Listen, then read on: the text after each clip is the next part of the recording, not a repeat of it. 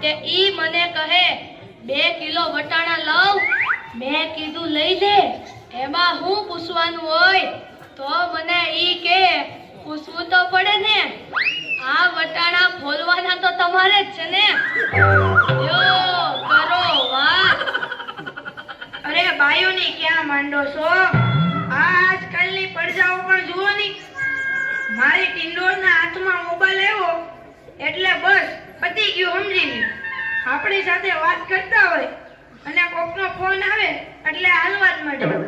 એલા આપણે કાઈ ખેતરના ઉભેલા ઝાડિયા છીએ? એને મન તો આપણે એવા જ હોય.